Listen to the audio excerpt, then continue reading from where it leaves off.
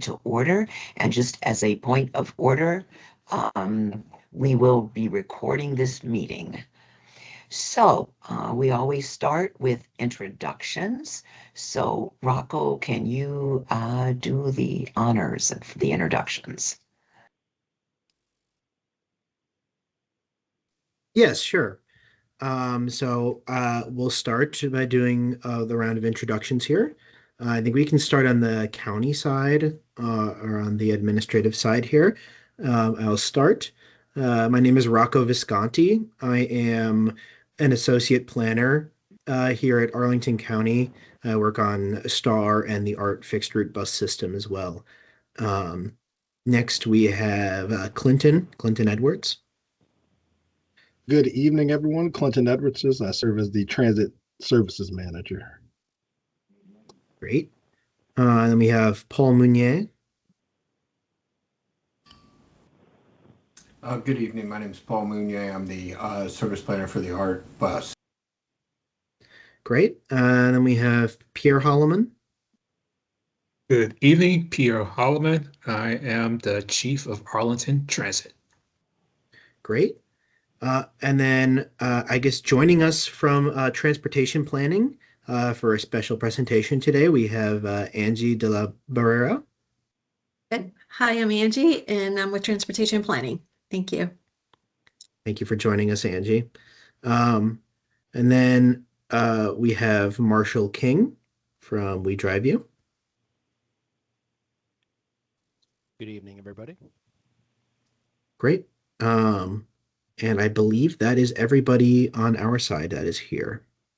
Okay, well, good evening, everyone, and welcome. Do we have anyone from either the Star Center or We Drive You or User, anyone else? We have Marshall King from We Drive You, but I do not believe we have anybody from the Star Call Center today. Okay. So anyway, let's go around. I think we now do have a quorum. My name is Roseanne Ashby.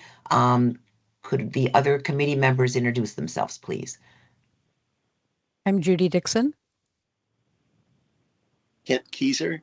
I think I heard Kent. I'm sorry? Yes, Kent Keyser. Kent, welcome. Yes, thank you. This is Daniel Leslie. Did you hear Daniel, me, great. We didn't know it was you. Did you hear me, Judy, Roseanne? I Judy? heard Judy Dixon. You did. Okay, Yeah, good. Judy. I've heard Judy Dixon. Yeah, Judy and Daniel. I did not realize you were there, so that's great. And Kent. And then I know that Cynthia is here also. Yes, here. Good evening, everyone. Oh, very good. And so we will hopefully, Jim Mountain and Rebecca Bridges will join us in a little bit. And I forgive my voice. I'm fighting bronchitis, so I'll try to get through this without coughing too much. So I wanted to mention that the county staff asked to speak to me. So we had a little meeting, and we just have a slight change in procedure here that I want to share with you. After the introductions, which we just finished, we will have public comment.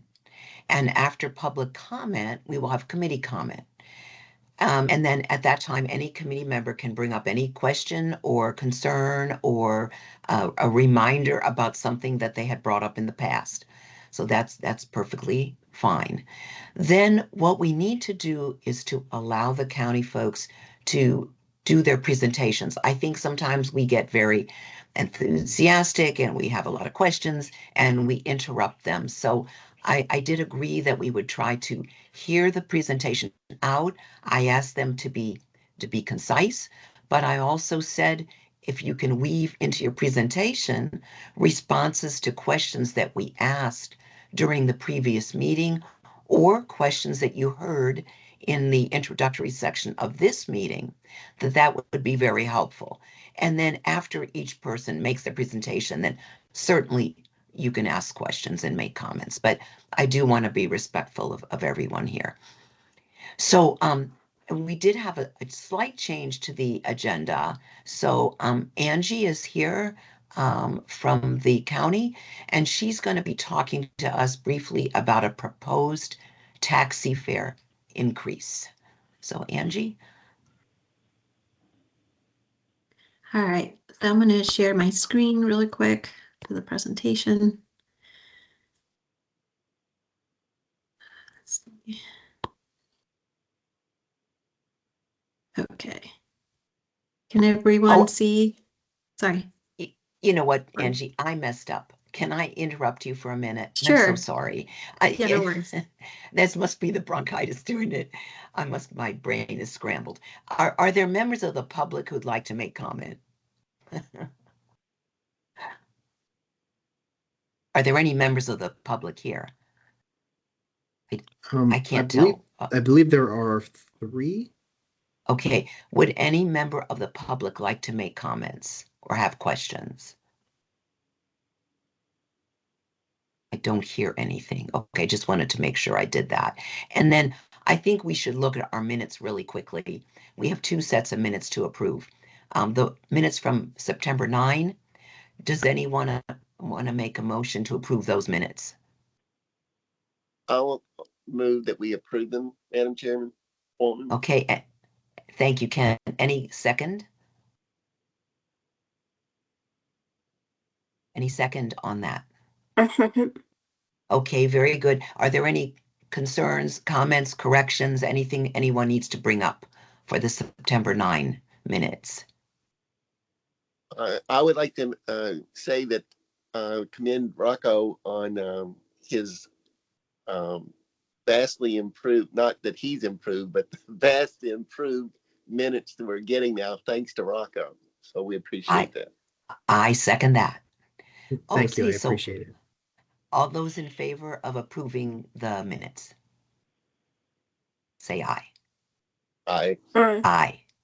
Okay, let's move on to the October 14 minutes. Again, can I have a motion to approve them?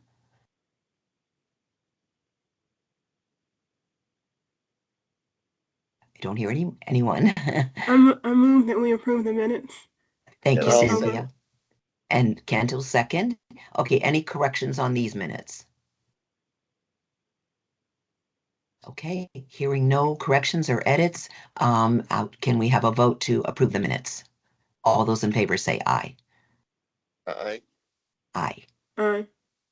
Okay, that's it. Now, Angie, my apologies.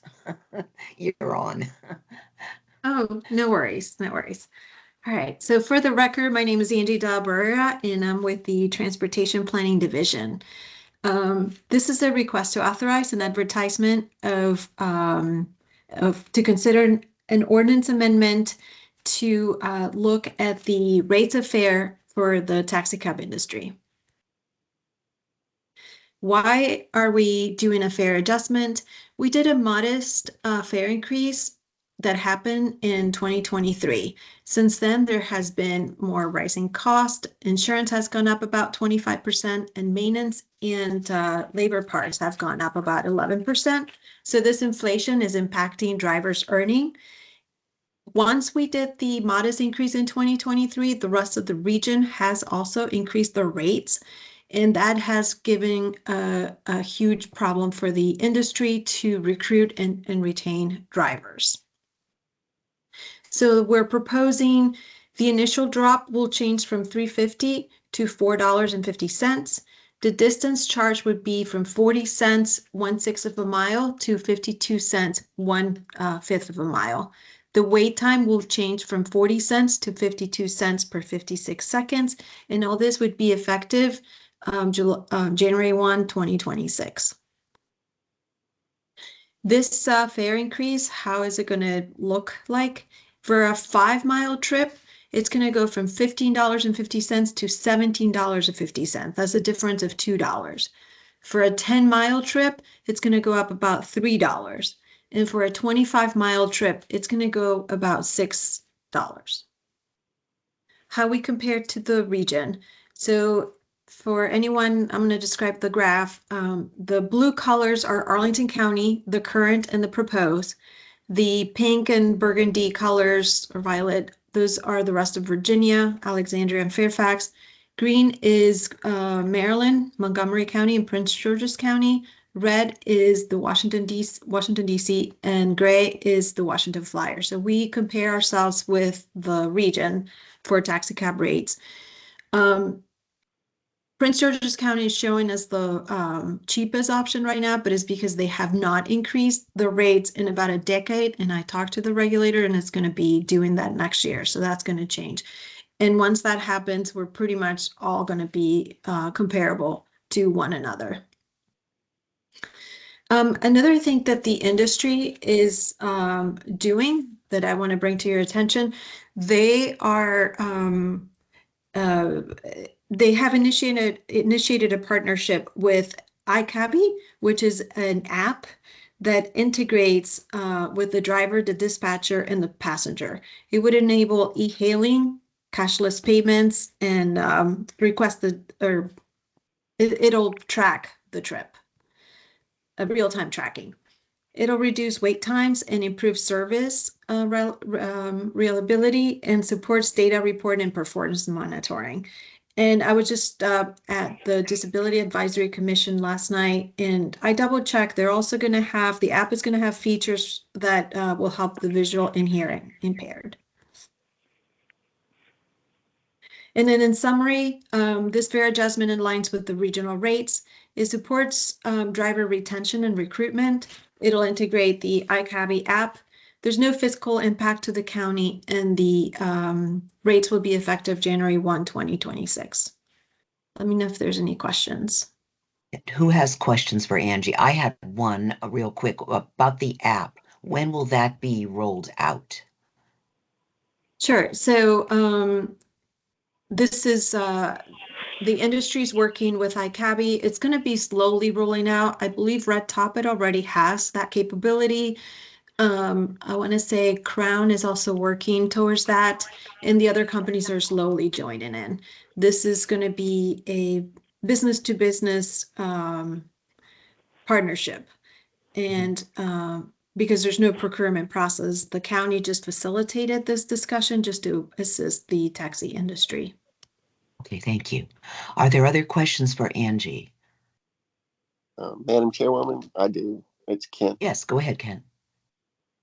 Yes. Do you have any, I guess, metrics, stats on wheelchair service from cab companies in Arlington County? Sure. So Red Top has about, I want to say 19, and Blue Top has 9 authorized wheelchair accessible vehicles. That's it? That's it. There's total of 440 taxi cabs. So about 29 of those are wheelchair accessible. The company, the Red Top and Blue Top provide this. There's no regulation for them to provide this. They're doing it, and we're trying to make sure we try to do incentives so they maintain those wheelchair accessible vehicles. What are your incentives? So we've done the years of service, it's about 12 for regular vehicles, it's about 15 for wheelchair accessible vehicles. A couple years ago, we went to the board there's a fee that the county does yearly to all the taxi cabs. And we try to get wheelchair accessibles not to have this fee, but actually the board was really generous and took the whole fee for all the cars, and it's just helps the entire ecosystem to maintain this wheelchair accessible. So I could tell you the Red Top and Blue Top are very work well with me as a regulator to make sure they maintain those wheelchair accessible. As the business is going down, they're trying to maintain those wheelchair accessible vehicles.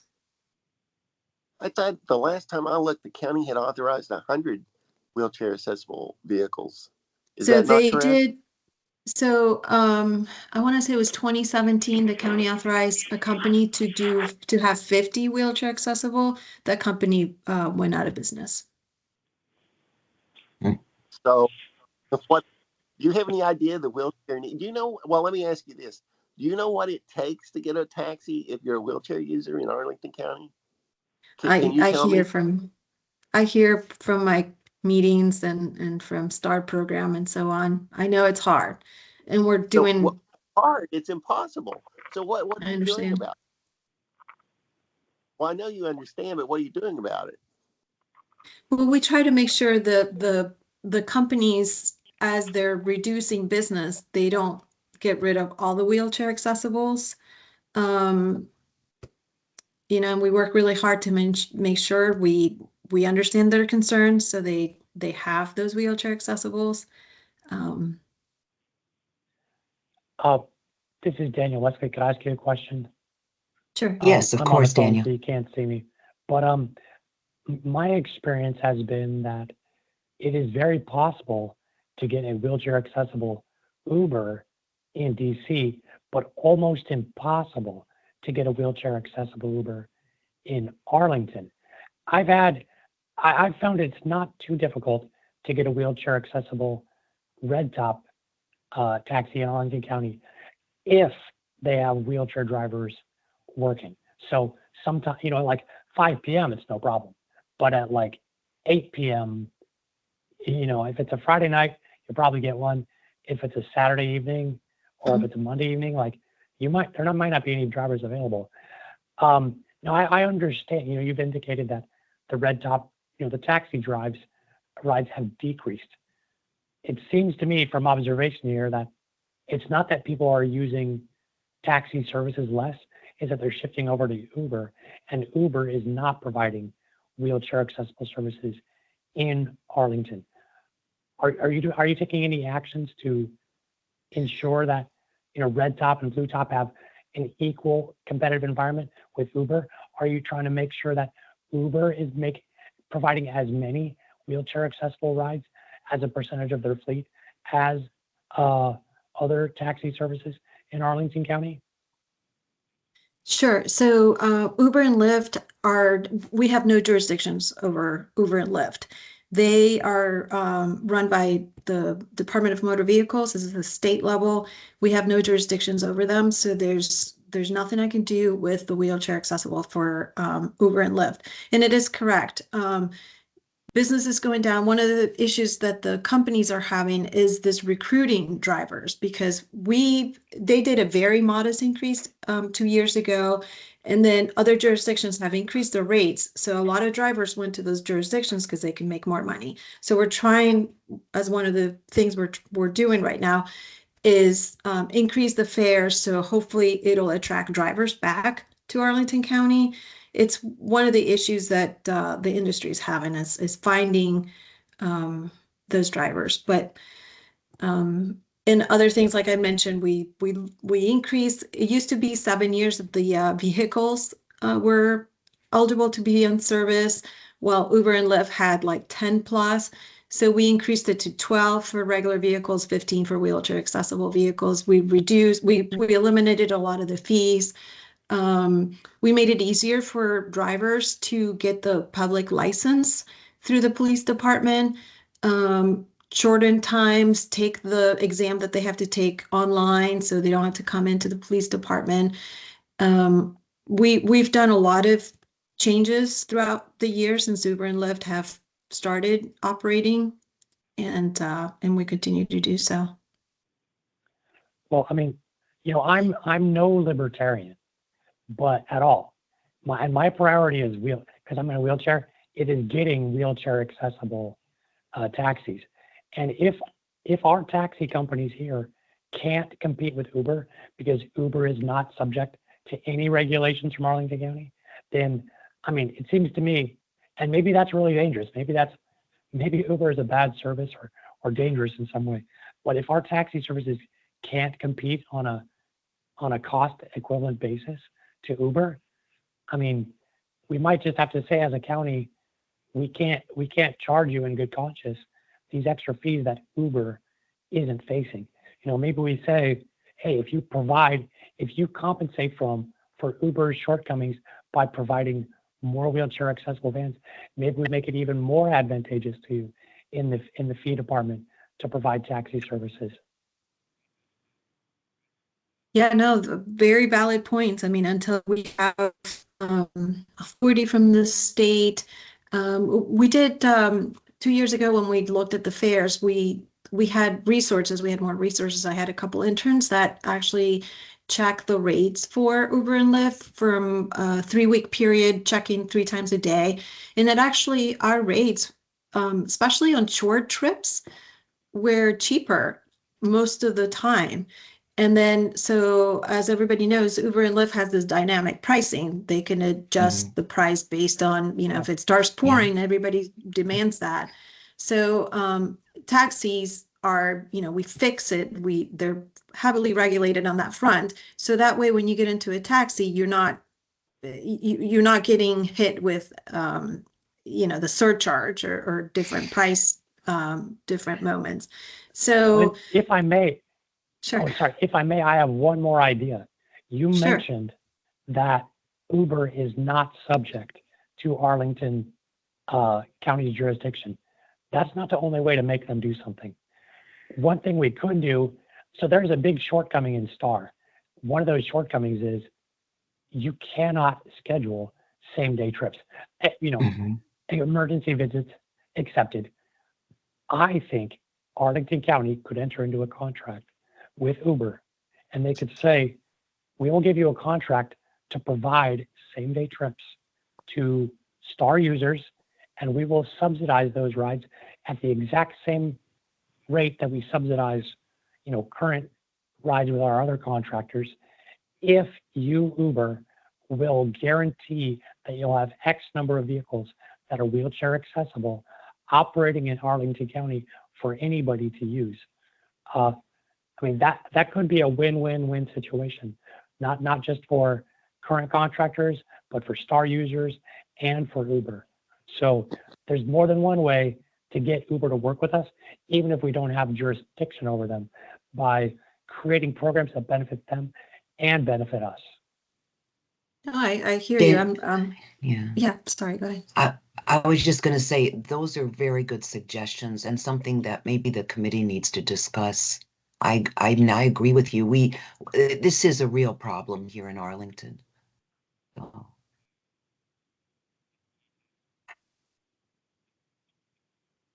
So anyway, are there any other questions or comments for Angie? I would like to propose that we have a meeting in the future to discuss this further. We certainly can do that, Kent. We certainly can do that. Absolutely. Okay, Angie, thank you. Thank you so much for your time and for giving us the news, even though it's news that we don't necessarily like. But I think it's important for us to know from your perspective, what is happening and the changes that are being made. So, and I hope that you'll be willing to work with us if we can come up with some proposals, that we can discuss with you that we might be able to implement here in Arlington. Sure. Thank you very much for having me, and sure, happy to discuss this further. Okay, thank you. Thank you. Well, you all must realize that I'm not doing well today because I completely skipped over the committee comment, and I'm very sorry about that. I don't know what's wrong with me tonight. We had the public comment, which there was none, but are there committee members who want to either raise questions or have comments before we hear from the county we've got 2 presentations, one on STAR updates and one on STAR performance. We are going to defer the audit discussion till January because they don't really have another quarterly report ready to discuss. So are there committee comments for the good of this group? Madam Chairwoman? Yes, Kent. I actually have another compliment to make this evening. This is unprecedented, me making 2 compliments. I was at an event in Washington, D.C., fairly late in the evening for me. It was 8 p.m. and I was looking for my ride, called STAR, knowing they weren't there, but I remembered that in our prior meeting, we were going to list the phone number recording that I could call. And so I called Star to get that number. But I was pleasantly surprised that I was connected to, I guess, We Will Drive, and got help there. So that system works well for after Well, hours. good. I'm glad to hear it, Ken. I really am, because that is something that was discussed here at our committee. Wonderful. What about other comments from committee members? I would like to bring up one thing or two things just briefly. From the, I read the minutes right before this meeting, and my hope is that maybe we can get some answers. For instance, I would love to know where we are with making some of the changes to the app that were discussed at our October meeting. Some of the updates, where are we with those? And basically, just that was the most pressing thing, because there were so many concerns about the app giving incorrect information and not showing accurate location of the vehicle and all of that. So that was something I hope that will be covered tonight. So with no other comments, I'm gonna turn things over to, This is is it, this is Daniel. Can I oh, add one short comment? of course, Daniel, I'm Yeah. sorry. I kind of want to echo what you, Roseanne, and you, Kent, are saying. There have been, since our last meeting, a lot of really positive improvements with the STAR service, including the change that Rocco pointed out. Also, in my experience, there have been more on-time arrivals. STAR has been better at not doing bad share rides, or when bad share rides do exist, resolving them. I've also noticed that they are now giving the drivers more of their schedule ahead of time. So Yes. that was one thing we requested, and the drivers requested it. So thank you for doing that. Two things I think could be improved. I mean, again, you're making great progress. Two things that could be improved. I think the vehicle cleanliness still needs to be improved. Sometimes I go into a vehicle that I went in last week or last month, and I recognize the dirt, like like maybe that's not a good thing. We want unfamiliar filth if we have any at all. And then other thing I would really like, in the app right now, it is clear that there is an ability to allow the user to pay using the app, or like deposit funds in the app instead of buying STAR coupons or having cash. That would be a really useful feature. I'm a quadriplegic. I can't use my hands, so I don't really like giving cash or coupons. I would much prefer being able to use the app and just pay directly through the app. And I'm sure some of our vision impaired STAR users would also love to not have to worry about, is this a 450 or is this a 620 or but it's in there.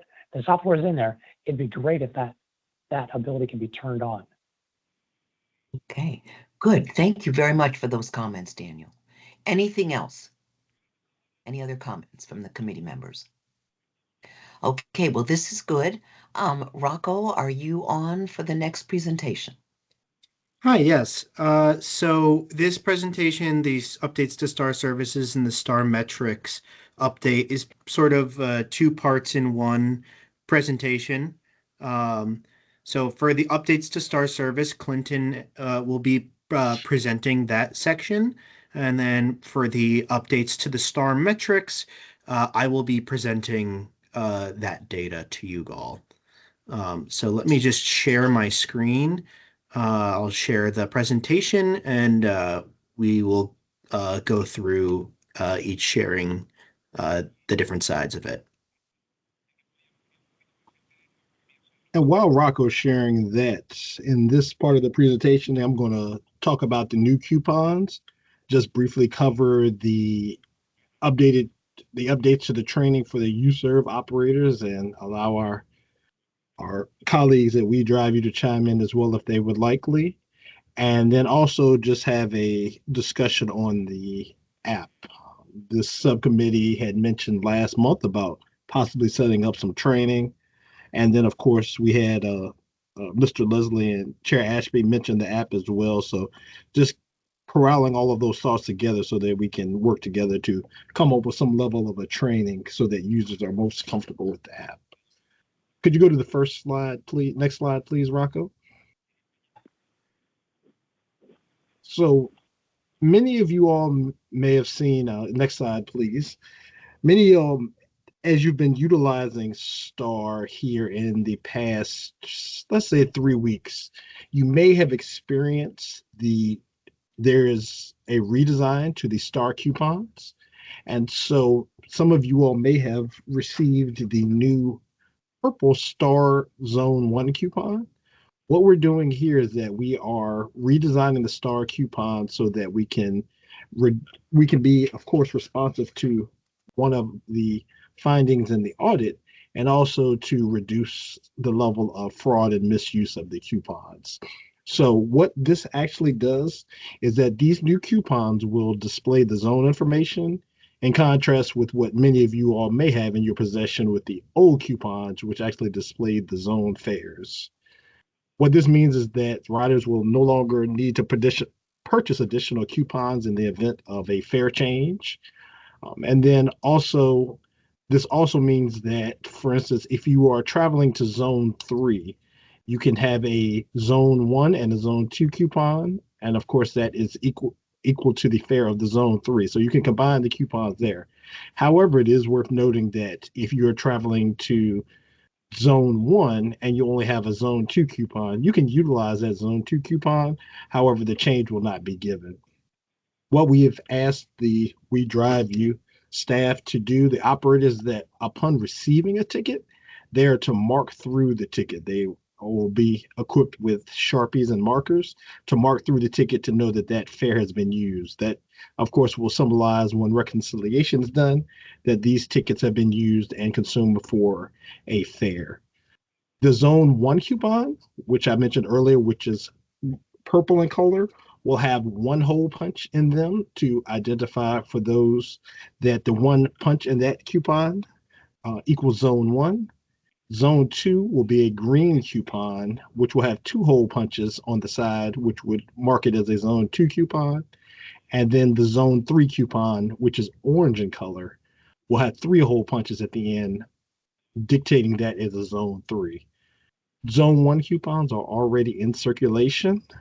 Zone 2 and 3 are over at the print shop to be printed and will be in circulation. When we get to our January meeting, what our goal is long term is that these new design coupons will be the only coupons that are active for Star Fare. So we will have a public information campaign, leave announcements over at the Star Call Center to let folks know that effective some date in 2026, we would definitely be willing to work with this committee as to when we want to phase out any previous versions of this coupon, and that these newly designed Zone 1, Zone 2, and Zone 3 coupons will be the only coupons in circulation and received for fare. Do not have a date set on that. We wanted to make sure to get all of the new coupons in circulation first so that passengers can get familiar with this new coupon design before we took the other ones out of circulations, because many users may have many coupons. And so we wanted to give everyone ample time to be able to use their previous design zone coupons. Any questions on the new coupons that you will see in circulation here in the next few weeks? So would there be a way to trade in the old coupons for new coupons so that people wouldn't lose their money that they've already spent? That is a great idea. I'm going to notate that. We actually hadn't discussed that since we haven't actually come up with a date that we're going to phase out the other ones, but I would definitely notate a trade out. Okay, thank you. Madam Chairwoman, it's Kent. Yes, Kent. Mr. Edwards, did you mention fraud? Yes, sir. Like coupon fraud? Yes. Unfortunately, there has been an ability. How that would work? Absolutely. I could with the previous versions, I could mass produce the coupons and use them over and over on whatever my home printer or whatever my printing device is. However, these will have a unique identifier that they aren't able to be mass produced using your normal Xerox machine. And do we have evidence of this fraud? Yes, we do have evidence of the fraud from the review that we've done internally and also through the audit process. Thus the precipice for the new design and the unique identifier on each coupon to so that it cannot be mass produced. Well, yeah, I just suggest that to follow up on my colleague Daniel's comment, and it's not, and it's a idea that has been suggested long ago. But why don't you just let us pay through the app like everybody else in the world does? Yes, Rocco and our We Drive You representative that are no longer with that company have been actively working on the Stripe application, getting that set up so that we can allow payment through the application. Our original target date for that was December the 31st. I'll allow Rocco to chime in on that. I don't think we've had any additional conversations, but we are actively working to allow payments through the Spare app. That would be good. Yeah. Yes, that's payment through the digital application is something we're actively working on right now.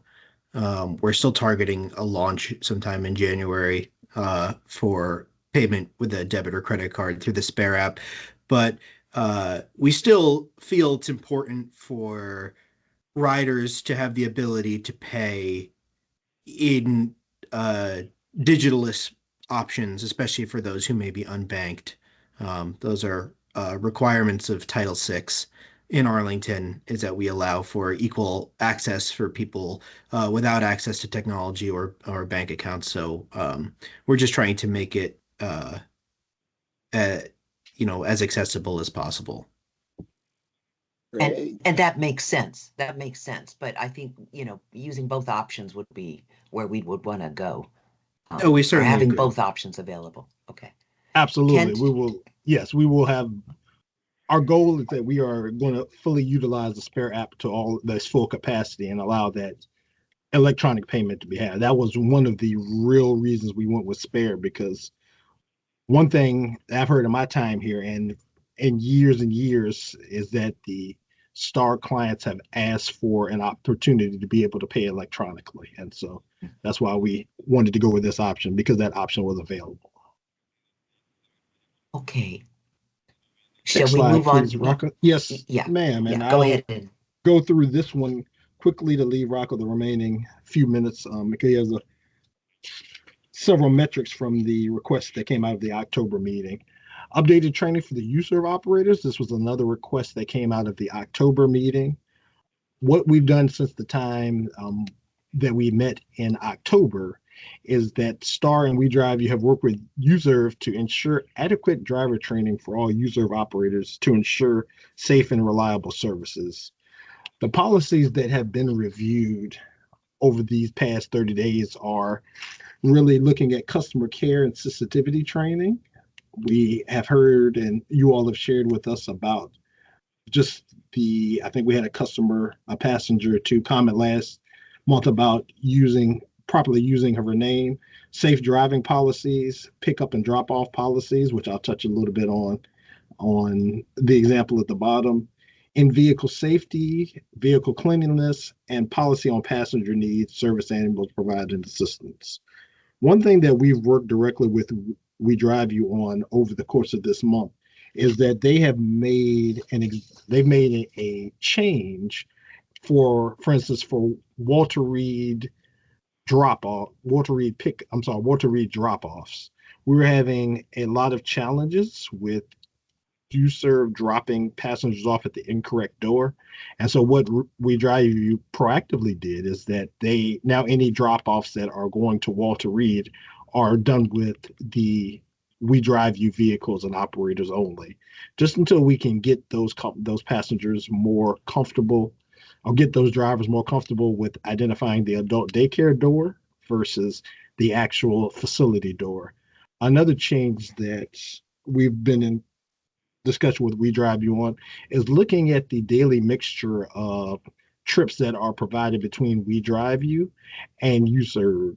What we wanted to be able to do is that to be able to maximize really the We Drive You vehicles, since we have direct oversight with them, and the UServe is a little bit further out. Their offices aren't here in this region. However, we wanted to be able to provide the majority of the service with the We Drive You vehicles that we Drive You operators that we see every day. So we've adjusted that mixture of trips. So let's say it was 50-50 UServe versus We Drive You. It may be more like 60-40 We Drive You UServe. What this gives us is the ability to talk directly to the drivers that we see every day. The We Drive You drivers come directly into the dispatch, pick up their vehicles, and they come back. And so anytime there's an opportunity for coaching, we can talk directly to them.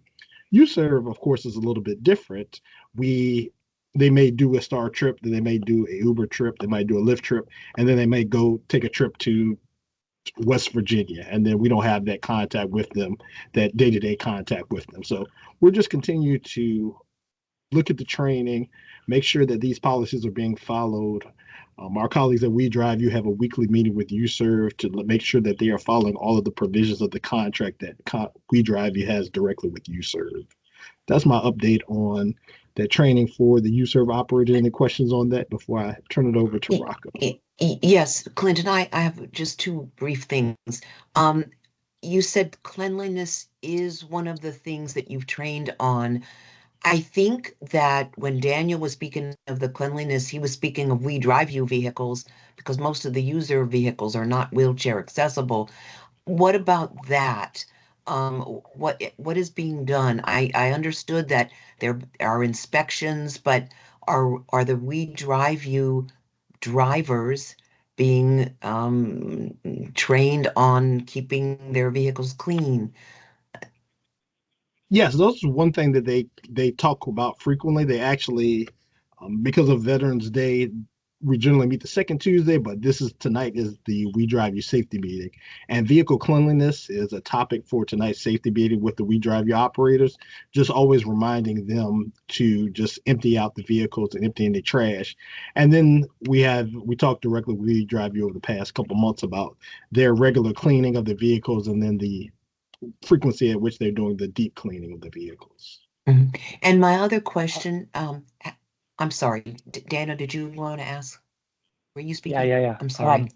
Go ahead. I, in the course of my rides with the drivers, I ask them, hey, why does the vehicle look like this? What do you think? What is your understanding what the cleaning process is? And after talking with the drivers, my understanding is that We Drive You has hired at least one person. Maybe there are other people that do the vehicle cleaning. And from talking with the drivers, my understanding is that whoever is cleaning the vehicles, all they are doing is mopping vehicles. And, you know, there are a limited number of places you can use a mop, primarily on a floor. And as I think about this, I think that the person cleaning the car is working way too hard and not smart enough. Mopping, I mean, for anybody whose parents forced them to mop as a kid, that is the least pleasant way to clean something. I think it would be great if we reminded whoever's cleaning the van, hey, some days it's totally okay to use a disinfectant wipe on the panels and the front dash and on the steering wheel and on, and that's a really easy way to clean. Some days it would be perfectly appropriate to just sweep the van, and that's really easy. Some days it would be appropriate to only vacuum the seats, and maybe just once a week, maybe even only when it's really needed because somebody got sick in a van, then we mop. The most difficult way to clean a van, mopping. So I think, because we're not necessarily asking the person cleaning the van to work harder, but smarter. And sometimes smarter is actually a little bit easier. So I mean that would just be my feedback to We Drive You. Talk with your vehicle cleaner. Make sure they're doing things the most efficient way possible. You don't have to work them to death. We might even be able to relieve their work a little bit by getting them to work a little smarter. Yeah, those are very good points, Clinton. I hope that Okay, makes sense to you. You absolutely know, makes sense. And I, then we have our We Drive You staff on the call today, so they are notating that about the vehicle mhm, cleanliness. There is a regular okay. vehicle, Oh, there's a regular vehicle maintenance that they follow, that maintenance person, mhm, that fleet care person follows, or fleet care mhm, personnel follow, and mhm. we can ask them to look into that just to check out the frequency in which the vehicles are cleaned at the Right. what Mr. Leslie just And mentioned. right, exactly. The seats, and those kinds of things too. So, and then I just have one more question. I know we need to move on, but you mentioned a 60-40 split between We Drive You rides and user rides. My only concern if changing those splits that way, I recall people saying that they sometimes, when they try to schedule a ride, they get messages in the app that say no ride available, or something like that. No vehicle is available. My concern is, um, have we looked at those messages that the app is giving, and are we still getting those? And if we're relying more on the We Drive You vehicles than on other, user vehicles, then are we going to have more of a problem with that? I'm just asking, you know. Yes, there Madam could, Chair. we won't have a issue with that. At the time that they go to schedule the trip, there may not be, like, for instance, the for instance, someone's going to schedule a trip for tomorrow and it was going to go to UServe. Right now, there might not be a vehicle available. However, during the course of the night, the spare app will finish doing this optimization and get that Oh, person on a trip. So, um, okay, okay. I understand. I just wanted to make sure that, we weren't having a different kind of an issue. mhm. Okay. Madam Chair. So, oh yes, go ahead, Ken. Yes, ma'am. That actually happened to me yesterday, and it also happened to the call center. So the app was useless. So Ken, explain that a little better if you can, or a little more. Sure. Well, we got the message that no vehicle is available, and then I called the call center to schedule my trip, and the agent at the call center got the same message. But of course, I couldn't use the app Okay, when is S- that trip scheduled for, Mr. Keyser? today. So did you get a trip then or not? Yeah, Little, you did. she could schedule it, but she got the message first. Oh, I see, I see. I understand. But I got it on the app, so the app was useless to me. Okay, I see. But you did get your trip, thank goodness. Yes, but Okay. not through. Excellent, excellent. Well, it's not excellent because the app is useless. So why are we paying for the app if you can't make trips in it? Yeah, I mean, I think there's some kind of a problem with the app or some information. I mean, it needs to be looked at. I don't know if this is something that Josh would look at in his role, or if but Um, this is Daniel. Can I give a little insight on this? So, yes. I most days I schedule uh, probably 2 or 3 rides every day, um, and I encounter this very issue every once in a while. I think what the app is doing is it will allocate a certain number of rides for every time period, and once those and it's kind of a safety precaution. The app says I only have this number of vans, so I'm only authorized to assign this number of trips. The call center has the ability to go beyond that threshold just a little bit. And sometimes what happens is the app will say, I mean, I would say probably 80% of the time I can schedule my rides no problem. Every once in a while, if it's very last minute, I might not be able to schedule in the app. I call the call center. The call center will schedule it. They might tell me, hey, the app is telling us that there might not be a ride on that one, so it could be late. But what sometimes happens is, one person will cancel, or there's some efficiencies found somewhere, and 9 times out of 10, even though I'm expecting the ride could be late, it comes exactly on time. So I would say it's a little bit frustrating sometimes to see a signal that rides are not available, but I think that's a safety tool built into the programming and the humans at the call center can override it and schedule it. So I don't think this is necessarily like a huge problem, but it is something we should definitely be aware of.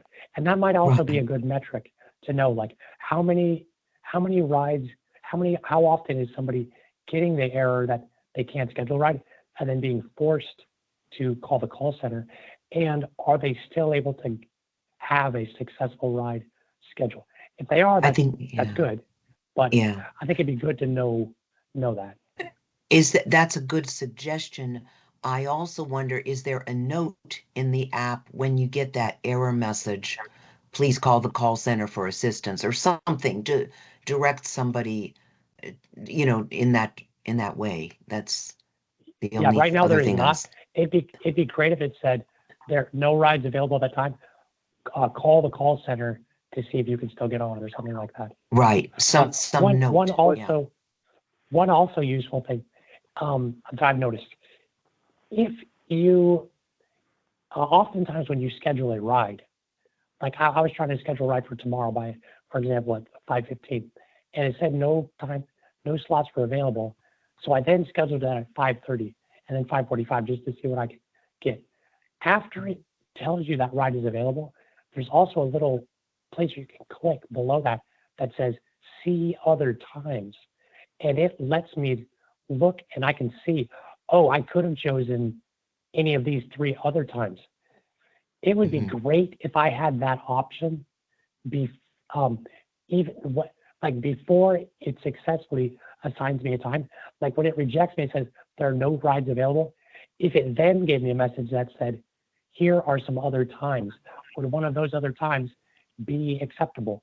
Sometimes those other times are very acceptable. Sometimes they're not, and we need to call the call center. But it would be great if I could see those other times, if the app would suggest them when the time my first selection is not available. I hope you all are taking notes on these comments because I think that's a good suggestion as well. So. And farewell. Yes, just for edification, I believe the message now says try again later. Yeah, that's not a good message. That's not helpful. Oh, man. Okay, I'm sorry. I know we need to move on to Rocco's presentation on metrics because we asked him to report on some other metrics today. Sure. Yeah, I guess real quickly, I do think the suggestions that have come forward are very good, and I think that these are definitely worth discussing with the spare team. But yes, I'm going to present the metrics now.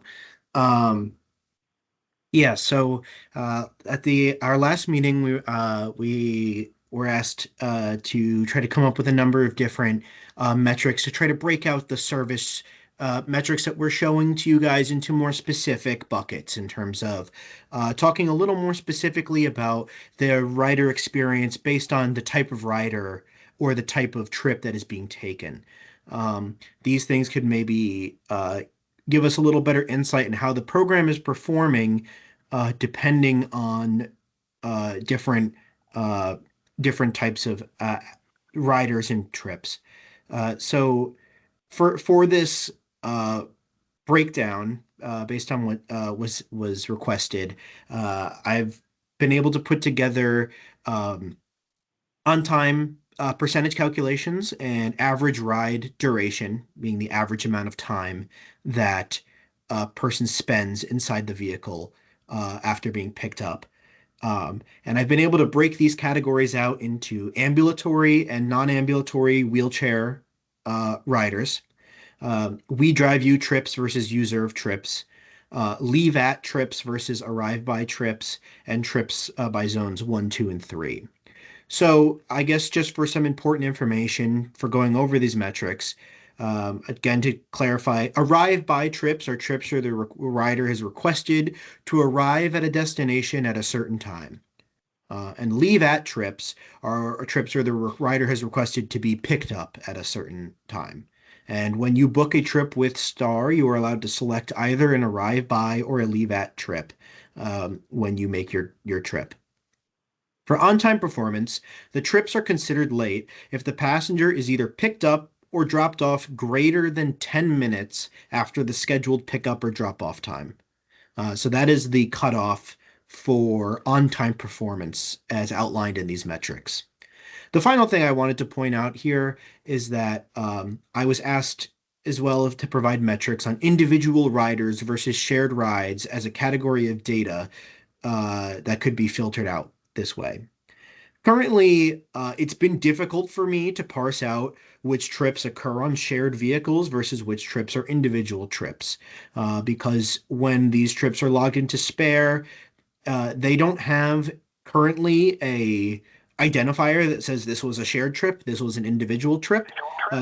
They're placed in different buckets, in the different routes of vehicles, but it is difficult for me to group those trips together to get information, data on the trips if they were a single ride or if they were a shared ride.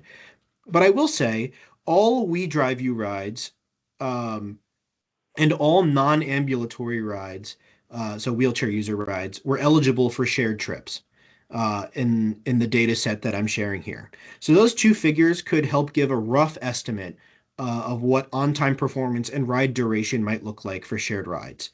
I'm still working on trying to get this information because I think it's interesting and important to get as well. Individual trips versus shared rides. And of course, I will share that information with the subcommittee as soon as I'm able to get that information from Spare. So firstly, here we have on-time performance, ambulatory versus non-ambulatory. And I've pulled this data for the last 3 months, August, September, and October. So for ambulatory rides, we had on-time performance between 91.10% and 95.03% in August, September, and October. With non-ambulatory wheelchair rides, we had on-time performance between 92.43% and 93.62% for those same 3 months. What this tells us is that we haven't really been able to determine any meaningful difference in on-time performance between ambulatory and non-ambulatory passengers. And that on-time performance remains high, being above the 90% threshold for both ambulatory and non-ambulatory passengers. Additionally, in this same vein, we have the ride duration in minutes. So for ambulatory riders, the ride duration for the last 3 months was between 18 and 9.92 minutes and 20.45 minutes. And for non-ambulatory wheelchair riders, it was between 22.43 minutes and 26.05 minutes. So what this tells us is that the average ride time for all Star users remains consistently between 20 and 25 minutes. And this is for all trip distances in all 3 zones. But non-ambulatory riders have a slightly higher average ride duration compared to ambulatory riders.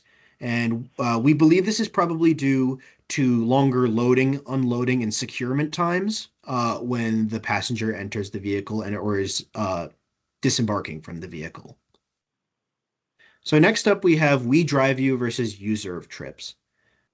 So for We Drive You trips, the on-time performance was between 90.77% and 94.25% between August and October. And for U-Serve, the on-time performance was between 92.8% and 96.84% between August and October.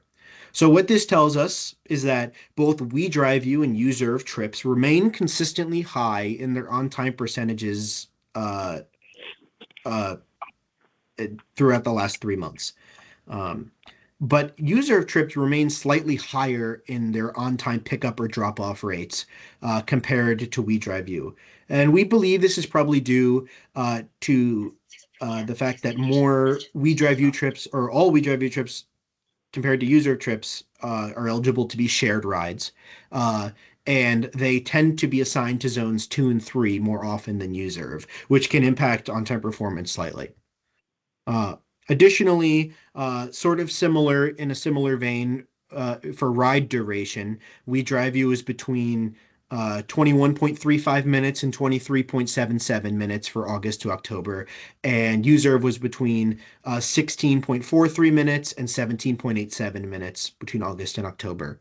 What this tells us is that while both We Drive You and U-Serve remain under 25 minutes in their average duration of their trips, U-Serve is slightly shorter trip lengths because they mainly serve Zone 1 and some Zone 2. Much less often do they ever serve Zone 3. Additionally, for the arrive by and leave at trips, we have on-time performance for arrive by trips being between 83.33% and 96.69%, and leave at trips being between 91.64% and 94.63%. So what this tells us is that the on-time performance is high, but arrive by trips tend to have a slightly lower on-time performance rate than the leave at trips.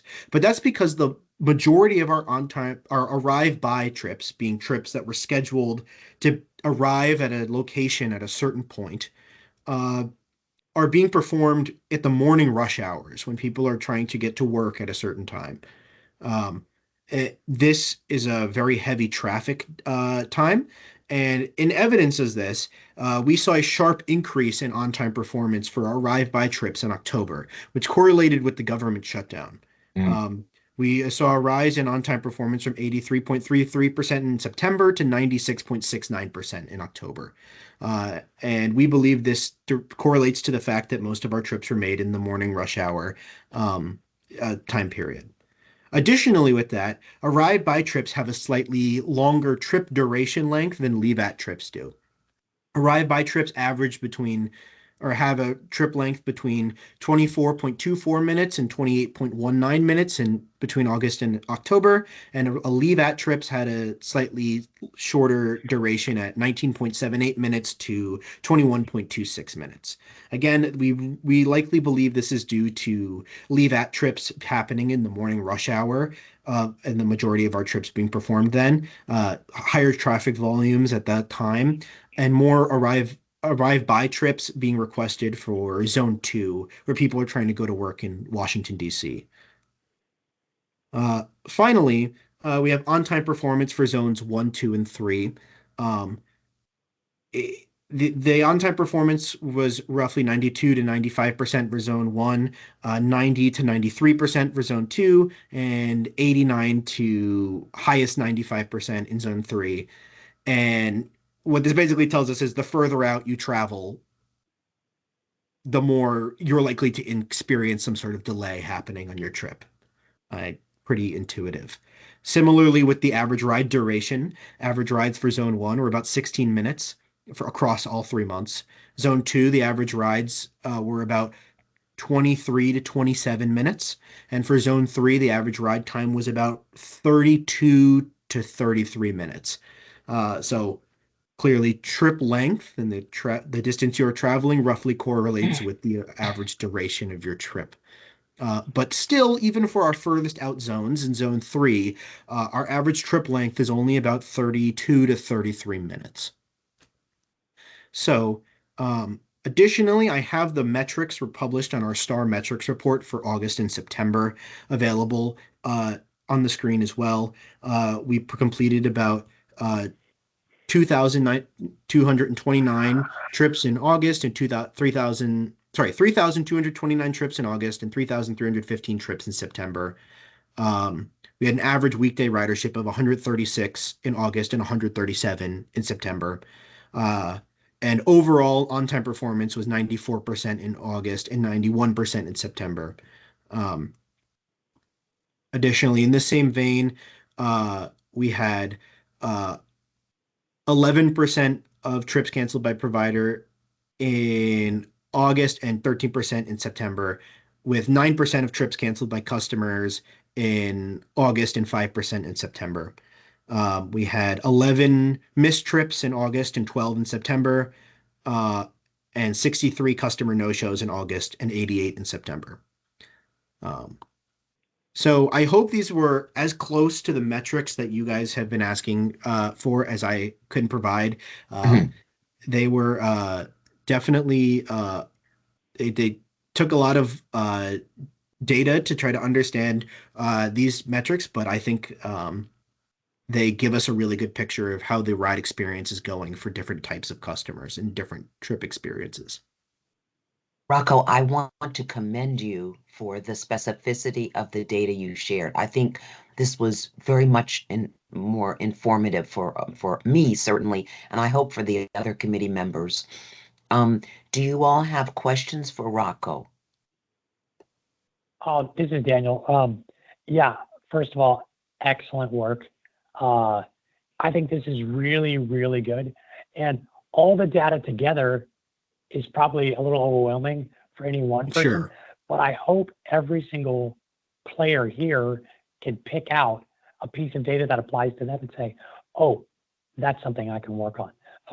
One that stood out to me was the percentage of provider cancellations. I think it was like 11% and 13%. That's very high. You know, like 1 out of 10 rides, the provider is saying, I'm not going to be able to do this. That seems high. That seems like something they can work on. I think they probably have a little bit more data on that. They can kind of evaluate what's going on. Why are we doing this? Are we able to compensate for that? Does that just mean for us that one driver canceled, but we can send another driver Right. to fulfill that? If that's the case, hey, that's not so bad. Another one that stood out to me, it looked like there were something like 10 or 30 or something like that, rides that were excessively long. Like it's fantastic if the average is 15 minutes or 30 minutes or whatever, but if there are a number that are ridiculously long, you know, maybe that's 2 hours, an hour and a half, whatever that metric is. What are we? I mean, it's great if 90% of the time we do great. If one out of 10 we are having a really terrible experience for somebody, that's something we can work on. There's still room for improvement, even if we're getting 90% right, because that 1 out of 10 can be really problematic. So I mean, I think that might be an area of focus for the Star Call Center, for the Star app, for the service provider. Hey, these excessively long trips, why are they excessively long? Is it because of a bad share ride? Is it because of traffic, which is understandable? Is it because of a vehicle breakdown? And depending on what the answer is, we have a different solution. We can put our resources in a place. So you did mention you're working on share ride statistics. I think that's obviously the next step. So I commend you on being focused and interested in that. So great job, Rocco. Yeah, Thank you. absolutely. Really quick, if I can answer a couple things. Well, firstly, I really certainly agree with the point that Daniel brought up regarding the trips canceled by the provider, because that can mean a lot of different things. It can mean sometimes it means the trip was canceled because of inclement weather, and sometimes it means the trip was canceled, but then it was reassigned to a new driver at some point. I am really interested in getting a greater breakdown on the trips canceled by provider in these metrics, and that's something that I'm also working on. I'm planning to have a report to you guys for at some point in the future. I hope it can be the next subcommittee meeting, but I'll try to get it as soon as I can.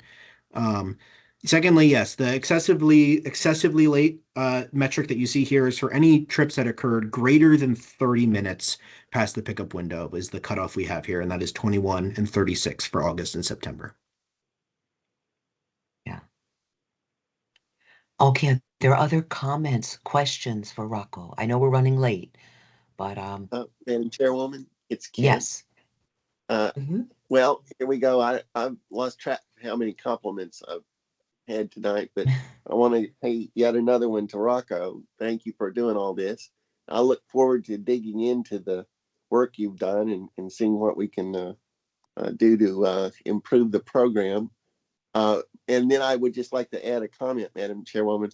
I don't know why I cursed, but I take Star probably maybe 4 times a month, and yet in past past 6 weeks, probably, I've had 2 horrible experiences. So my percentage is far above that. I'm in that 8%. That's good. And I don't know why the good Lord has put me there, but it seems to be the case. And I guess I just have to live with it. But I do look forward to into the data. Ken, let me just ask you this though. Have you shared your concern about your trips? I mean, have they investigated your trips and why they were what they were? You know. I plead guilty. I have not done that yet. I Mhm. do it, but I have to set aside a couple of hours to do that because I I like to be understand. thorough. I like to Yeah, be thorough, no, but I I will do understand. that. Yeah, please do, because I think those kinds Absolutely. are failures are important as we, look at the program where we're failing and if we can rectify these problems. So, Yes, are ma'am. there other questions or concerns? Right. I Real quickly, let Go me just ahead. say I want to make sure I tell you everyone I will be sure to share this presentation with you all. I know it was a lot of information, but hopefully you guys can look at it and get some time Yeah, to dig up through the different metrics here in your own time. sounds good. Thank you so much. You're And welcome. thank you for a very good meeting. And I guess we meet next on, I believe it's January 13. So it's a good meeting. A motion to adjourn. And I have a I second motion that to motion. adjourn us tonight. All right, all right. Thank you very Thank you much. so much, everyone. Have a happy Thanks, holiday. everyone. Same to you. You all too.